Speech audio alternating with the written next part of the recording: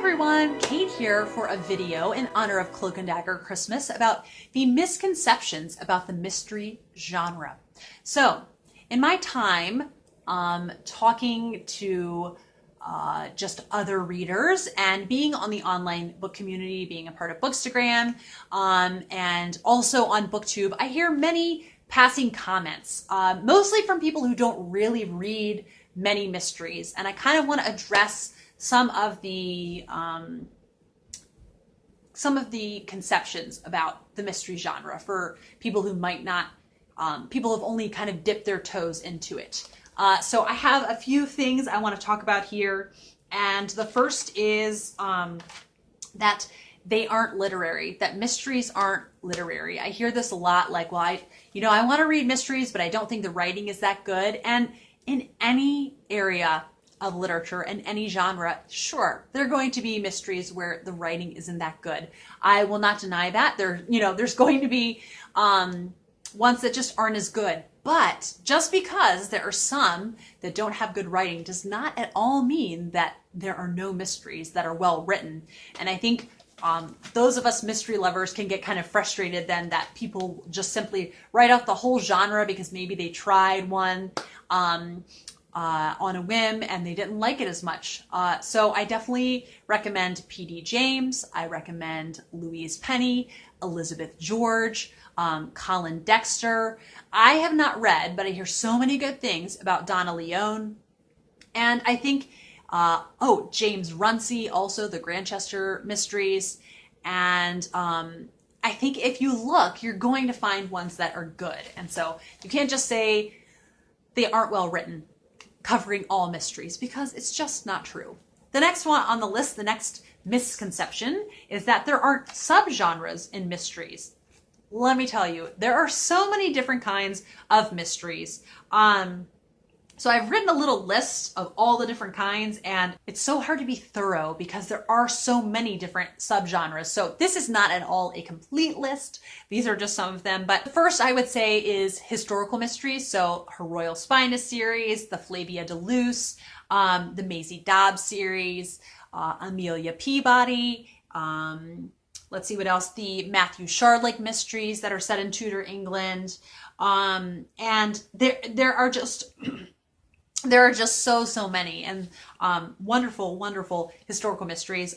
Romantic suspense mysteries. So this is kind of, I don't know exactly how to define it, but I do know that Phyllis Whitney and Mary Stewart, Susanna Kearsley, are all kind of authors that pull this off really, really well. And so if you like mysteries, but you need a little something extra, I definitely recommend that. Then just straight up cozies. These are the ones that you're going to see in the grocery store, the mass market paperbacks that have like baking themes, themey baking ones, and hobbies, the knitting mysteries. I think there's definitely different levels of writing amongst the cozies. I've just never been blown away by the red cupcake mystery. It's just not my speed, and there's not quite enough to the plot. And like I said, I've never been blown away by the writing, but to each his own. For those of you that love it, I'm glad you're enjoying them. I think also in cozies, there's kind of the village mystery. So Agatha Christie also falls under the cozy category. And for her Miss Marple series and her Hercule Poirot series, Mary Stewart, she's, again, these are hard to categorize, but romantic suspense, and she's also kind of cozy too. And then Agatha Raisin are cozies also, but those are really, they have a very different vibe. So within this umbrella of cozy, and I hesitate to use it too, because I think a lot of times people use it as to demean the mystery, to kind of take away from the fact that it could be a really amazing story. Then there are procedural mysteries, which these, sometimes I like them, sometimes I don't. It just depends. There are thrillers. There are legal or courtroom dramas, which I'm never as interested in those, but I will be honest, I haven't really picked up many, so maybe I should try it more. Maybe I would like it more than I thought. Then also you have to take into account there's going to be there's a really much more heavy emphasis on psychology of characters as the mystery genre progresses. There's barely any emphasis on it in the Golden Age. And then it just gets more and more and more as time goes by. Her Royal Spinous series by Rhys Bowen, those also count as cozy, but they're also historical mysteries. Then there's Hard Boiled, like Raymond Chandler. I haven't read any Raymond Chandler. I don't know if I like Hard Boiled. I'm not sure. But I also think that the more psychological ones like Ruth Rendell sometimes could possibly be also called hard boiled. And then what I love, a dynamic I love, is the amateur detective. So Flavia de Luce, Agatha Raisin, Her Royal Spinous. I love this trope of the investigator really bugging the police. So the amateur investigator in really, really getting on the police's nerves. I don't know why. I just love it. I love seeing that clash, that power clash. It's so fun to me. Time slips like in Susanna Kearsley's. Then there's also Victorian sensation novels. And some of them I love and some of them I really don't love. I love them when the characterization is done well. So Lady Audley's Secret, The Woman in White, The Doctor's Wife, also by Mary Elizabeth Braddon. Those are ones that I'm like, oh, those are so good. And yeah, so I think there are just so many different aspects to what kind of mystery something is. And so you really, once you start investigating, you're going to see just how much there is. There's so much. Okay. Then I think the third misconception that I've written down is that there isn't character development. And sure, and some of them, I will say that. And I feel bad for like Golden Age mystery lovers who watch my mystery videos and feel like I'm just constantly critiquing them. But it just keeps coming to mind that I never feel, I'll never feel like I got to know Hercule Poirot as well as I did Armand Gamache in the Three Pines series. I mean, I feel you know those characters so intimately, like they are some of your closest friends. And I love that. I love having this emotional connection. So sure, there are some where there's not going to be as much character development. And if that's something you want, you can find so many ones that do have character development in them. All right, the fourth misconception is that mysteries are too violent.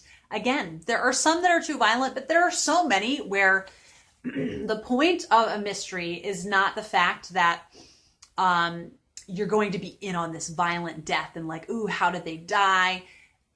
The point of a mystery is seeing why did they die? Yes, you want to know who killed them, but also why. Why did they do it? And just to get to know all of the moving parts of the story and the people and how things came to this point. And I really, really love that about mysteries and how something is not right, things are chaotic, and then things are put back together and put right. And it's just a really satisfying type of book to read.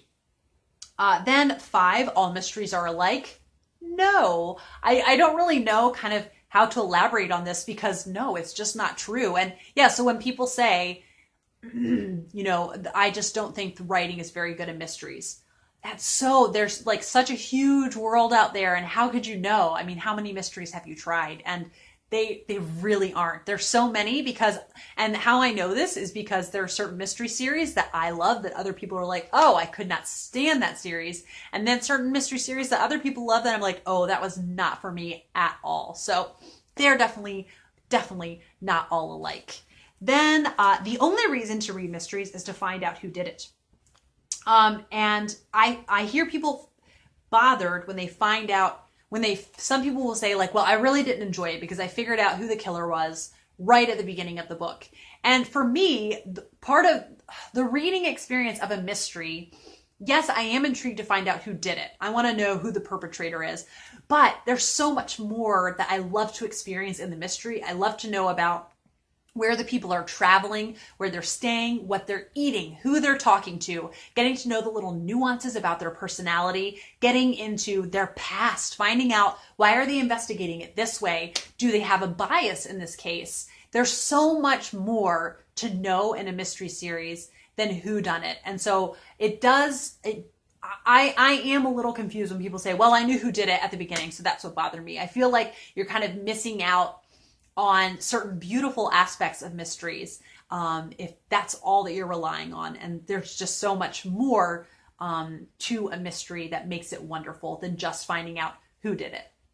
So I hope you enjoyed hearing me talk about the misconceptions that I've kind of heard about on BookTube and just through other venues. And I hope that you're having a wonderful Cloak and Dagger Christmas and have found some new favorite mysteries or are revisiting some old friends in some of your favorite series. And I will be back for another video soon. Bye.